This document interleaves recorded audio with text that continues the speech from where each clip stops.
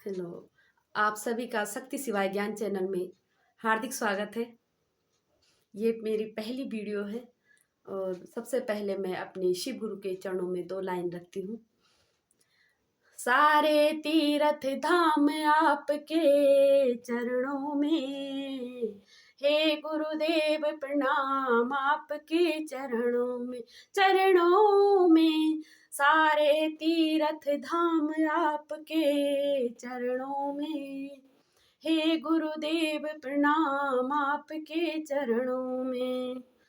हे गुरु ब्रह्मा, हे गुरु विष्णु, हे शंकर भगवान आपके चरणों में, हे गुरुदेव प्रणाम आपके चरणों में सारे तीर्थ धाम आपके चरणों में, हे गुरुदेव प्रणाम आपके चरणों में।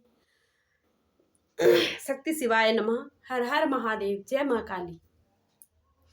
आप सभी लोगों का हार्दिक स्वागत है और हम परमात्मा से प्रार्थना करते हैं कि जो भी सोल, जो भी प्यारे प्यारे से लोग इन वीडियो को देख रहे हैं, परमात्मा उन पर अपनी कृपा बनाए रखना, उनकी आत्मा में भी पवित्रता आए, उनके विचारों में शुद्धता आए, उनको भी ज्ञान का प्रकाश, उनके दिल में भी ज्ञान का प्रकाश भरे, उनके मन में, उनके परिवार में सुख समृद्धि आए और वो भी तरक्की करते रहें।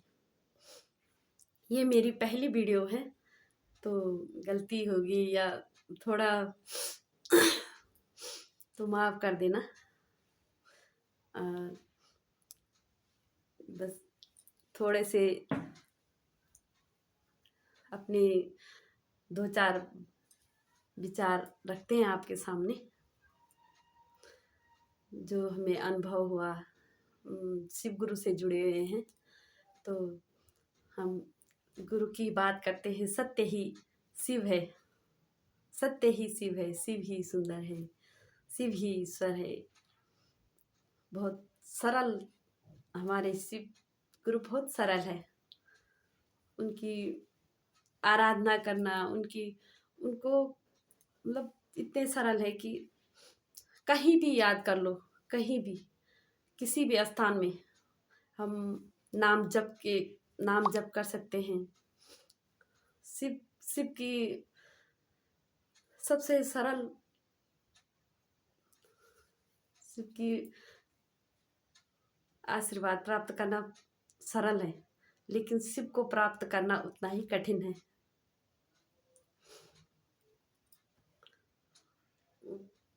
जब हम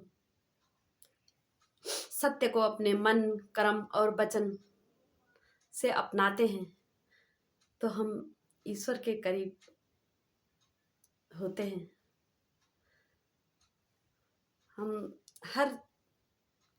जब हम ईश्वर से जुड़े रहते हैं, एक रिश्ता, भावनात्मक रिश्ता ईश्वर के साथ भी बनाते हैं। वैसे तो हमारे इतने सारे रिश्ते होते हैं, तो एक रिश्ता हमें ईश्वर के साथ भी बना के रखना चाहिए।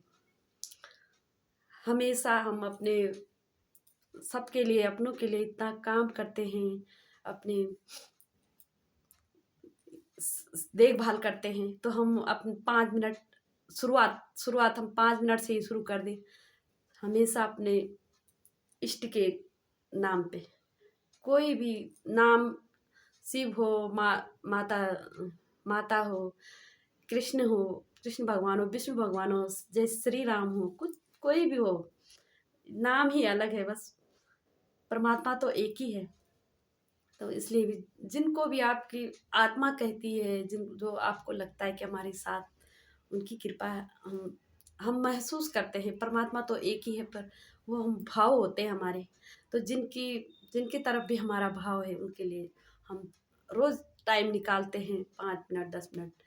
ज़रूरी नहीं कि हमें इतने मंत्र आए या हम रोज़ आरती करें। जो भी एक चीज़, अगर एक छोटा सा मंत्र भी हमने डेली बोल दिया, डेली वो मंत्र लगातार बोलते रहें और अपने विचारों को शुद्ध रखें, विचारों को पूजा का मतलब ये नहीं होता है हो कि सिर्फ पूजा करते समय हमारे विचार अच्छे हो या मंदिर जाते समय हमारे विचार अच्छे हो। डेली रोज हमारे विचार शुद्ध रहे, दूसरों के प्रति अच्छा सोचते हैं। मैंने अनुभव किया है कि जब हम काफ़ी समय तक अपने बारे में भी अच्छा सोचते हैं, दूसरों के बारे में भी अच्छा सोचते हैं, हमेशा सकारात्मक भाव को बनाए रखते हैं, तो ईश्वर भी सकारात्मक ऊर्जा का ही भंडार है। और जब हम अपने अंदर भी सकारात्मक भाव रखते हैं तो हम ईश्वर की ऊर्जा के साथ कनेक्ट होते हैं। ईश्वर की ऊर्जा के साथ, ईश्वर के साथ जुड़ना, समझो कि ईश्वर के साथ जुड़ना शुरू हो जाते हैं। और वो हमें सकारात्मक भाव बनाए रखते हैं हमेशा। सुख हो दुख हो, जब दुख आता है तो उस टाइम भी हमें भरोसा होना चाहिए कि हम हमारे ईश्वर हैं, वो हमारे लिए अच्छा ही सोचते हैं। जो भी हो रहा है अच्छा ही होगा, दुख भी आ रखा है तो सुख भी आएगा। वही उसी टाइम तो होता है कि हमारे अंदर अपने ईश्वर, अपने इष्ट के प्रति हमेशा सकारात्मक रहे कि अगर दुख मिला है तो कुछ रीजन होगा, क्योंकि हमारे ईश्वर हमें सिखाते हैं। जब दुख आता है तो हमें सिखाते हैं। हमें लगता है कि हम उस चीज़ को, जब हम अपने को शुद्ध विचारों को शुद्ध रखते हैं, अपनी आत्मा को पवित्र रखते हैं, तो हम ईश्वर के उन चीज़ों को समझ पाते हैं कि हमें क्या सिखाना चाह रहे हैं। जब हम अपने मन, कर्म और वचन से सत्य के साथ जुड़ते हैं तो हम ईश्वर क्या समझाना चाह रहे हैं हम वो चीज़ भी समझ जाते हैं अपनी लाइफ में। अपना ये समझो कि सरल, अपने दिल को सरल रखें। सरल, एक बड़ा जो बड़े पद पर भी हो वो भी हमारे साथ बात कर सके, और एक जो बहुत कमज़ोर वर्ग हो, कमज़ोर परिवार बोलो या कमज़ोर कोई भी, चाहे वो पैसों से हो या स्वभाव शरीर से हो, कुछ कुछ भी, वो भी हमारे साथ ऐसे ही बात कर सके बिना झिझक के। हम अपने को इतने सरल बनाए रखें कि कोई बड़ा आदमी भी और कोई कमज़ोर आदमी भी, वो भी हमारे से खुल के बात कर सके। वहाँ पे हम ईश्वर के साथ, वही है कि हम जानवर हो, पशु पक्षी हो, सबके साथ जुड़े रहें, तो वही हम ईश्वर से जुड़े हैं। सिर्फ मंदिर में या पूजा, भगवान अपने मंदिर में या भगवान के मंदिर में जाके हम ईश्वर से जुड़े, तो वो तो स्वार्थ के लिए जाते हैं हम कि बस आज मंदिर जा रहे तो आज कोई चीज़ हमारी ईश्वर से मांग होती है कि आज ये काम बन जाए, वो काम बन जाए, उसके लिए जाते हैं। लेकिन जब हम अपने डेली रूटीन में रोज के उसमें ईश्वर के वचनों को अपनाते हैं तो उसमें हमें ईश्वर हम बहुत करीब होते हैं। रोज हम क्या सोच रहे हैं, क्या बोल रहे हैं, क्या कर रहे हैं, वो सारा ईश्वर देखते रहते हैं। वो ईश्वर का अंश जो है हमारे हृदय में, हमारे आत्मा के रूप में हमारे अंदर ही है। तो सोचो कि हम मंदिर में जा रहे हैं, उस टाइम सोच रहे हैं यार 2 घंटा अच्छा सोच रहे, सारे दिन खराब सोच रहे हैं, तो ईश्वर तो देख रहे हैं हमारे हृदय में कि हम सारे दिन क्या सोच रहे हैं।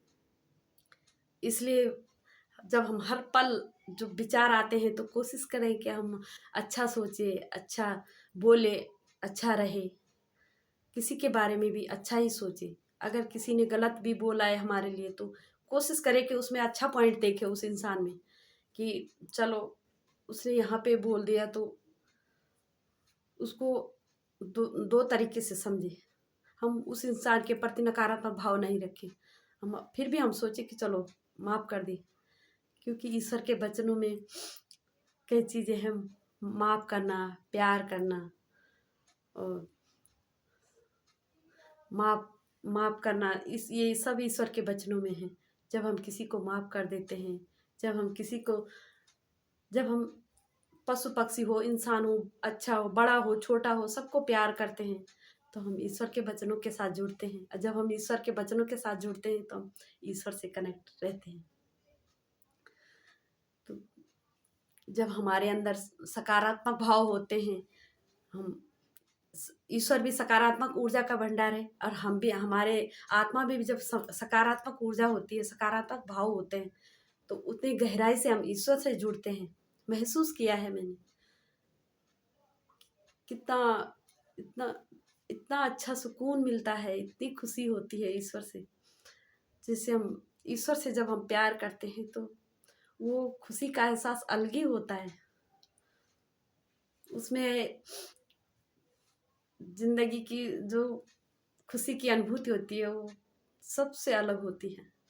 एक बार ईश्वर के प्यार का एहसास हो जाता है तो फिर हम ईश्वर की तरफ भागना शुरू करते हैं। और वही ईश्वर का प्यार ही सच्चा प्यार है, महसूस किया है।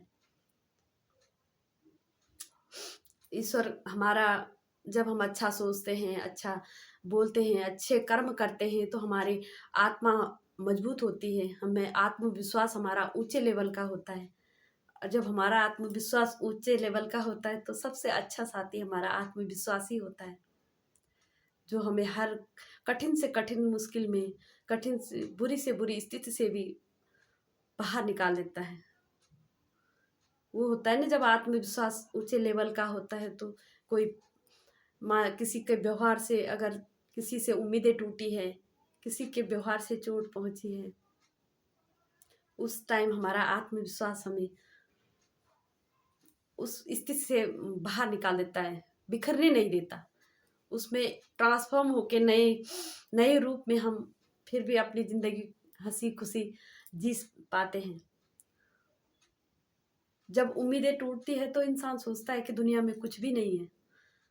उस बस उम्मीदें टूटी और आमतौर पर यही होता है कि आदमी नकारात्मक भाव में चला जाता है कि इसने गलत किया मेरे साथ। और वो गलत नकारात्मक सॉन्ग, नेगेटिव सॉन्ग सुनना, बस दिन भर दर्द में, दुख में डूबे रहना। अगर उस टाइम हम एक नई सोच, जैसे तो सभी होता है जब किसी की उम्मीदें टूटती है तो हर कोई सोचता है कि रोना धोना, नकारात्मक सॉन्ग सुनना, उससे और नकारात्मक विचारों को अट्रैक्ट करते हैं। लेकिन जब उम्मीदें टूटती है उस टाइम अगर हम वो सोच रखें कि हम इंसान प्रकृति का हिस्सा है, और अगर कोई इंसान बदल गया है तो वो भी इसी प्रकृति का हिस्सा है। अब हम इंसान का बदलना, उस इंसान के विचारों में परिवर्तन तो आना ही है, क्योंकि वो प्रकृति का ही हिस्सा है। प्रकृति में पेड़ पौधे हैं, पेड़ पौधों से पुराने पत्ते झड़ते हैं तो नए पत्ते आते हैं। पुराने पत्ते झड़ के पेड़ जीना बंद तो नहीं कर देते, नए पत्ते आते हैं, पेड़ दोबारा खिलते हैं, फलते फूलते हैं। तो हमारे जीवन की शिक्षा हमें प्रकृति से ही मिल जाती है। अगर हम थोड़ा ध्यान दें तो हमें हमारे सवालों के जवाब प्रकृति में ही मिल जाते हैं।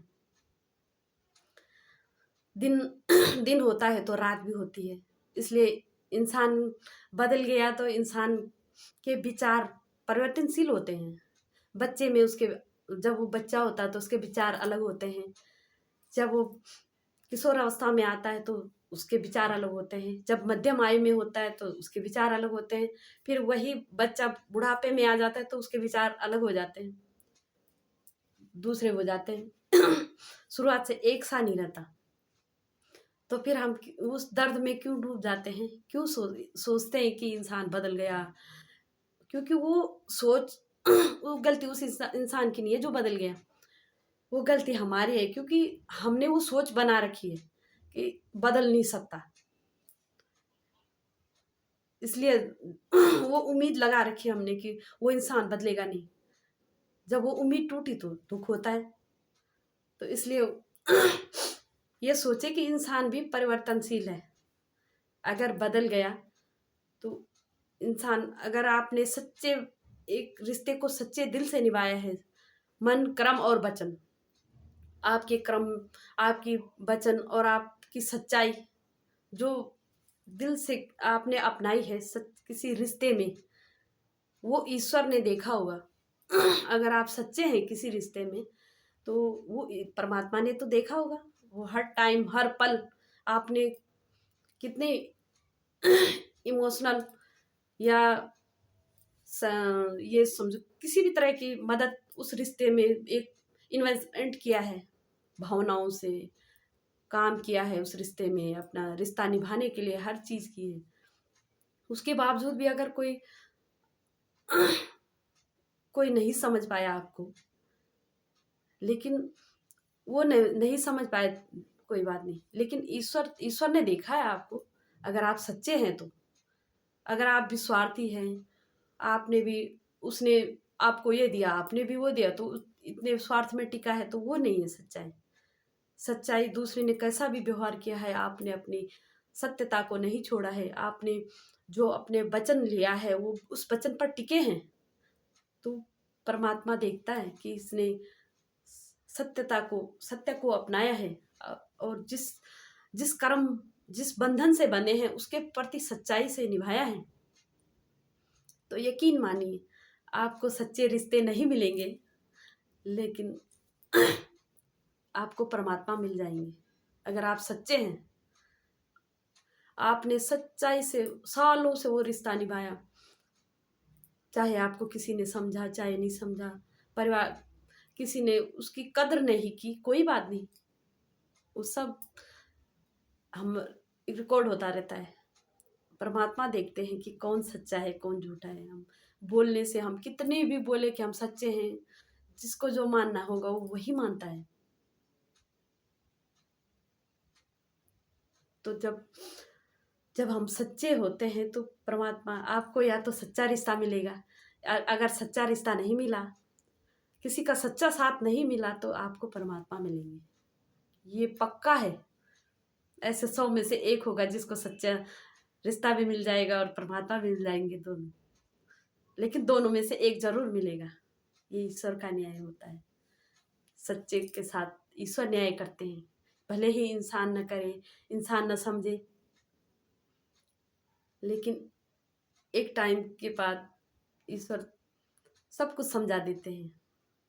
इसलिए अपने एक बस यही बोलूँगी कि चाहे आप किसी भी उम्र में हो, 18 साल के हो, तो आप अपनी पढ़ाई के साथ साथ, अपने दोस्तों के साथ साथ, अपने ईश्वर से भी एक रिश्ता जरूर बनाएं, क्योंकि दोस्त भी छूट जाएंगे, रिश्ते भी पता नहीं कब तक साथ देंगे, एक जैसे कब तक रहते हैं।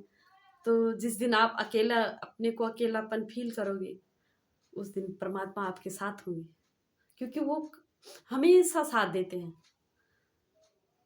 एक परमात्मा है जो कभी बदलते नहीं है। बस वो हम पर बात होती है कि हम महसूस नहीं कर पाते, हम दुनिया में शोर शराबे में इतने गुम हो जाते हैं कि हम परमात्मा की आवाज़ सुन ही नहीं पाते। लेकिन जब हम खुद की तरफ मुड़ते हैं, जब हम अपने आप की तरफ मुड़ते हैं, जब कभी भी अकेलापन फील होता है, तो ये सोचो कि ईश्वर का इशारा है कि खुद की तरफ देखो, अपनी खुद की तरफ मुड़ो। जब हम खुद से प्यार करते हैं, खुद की तरफ मुड़ते हैं, तो परमात्मा भी खुश होते हैं, क्योंकि परमात्मा हमारे अंदर, परमात्मा का ही अंश आत्मा, हमारी आत्मा है। जब हम अपनी आत्मा से प्यार करते हैं तो परमात्मा हमसे खुश होते हैं। इसलिए अपना भी ख्याल रखें, खुश रहें, स्वस्थ रहें, मस्त रहें। और अगर आपको वीडियो अच्छी लगी हो तो लाइक कर दीजिए, ताकि हम आगे वीडियो बनाने के लिए उत्साहित रहे, हमारा उत्साह बढ़े और आपका प्यार मिलता रहे। थैंक यू, धन्यवाद।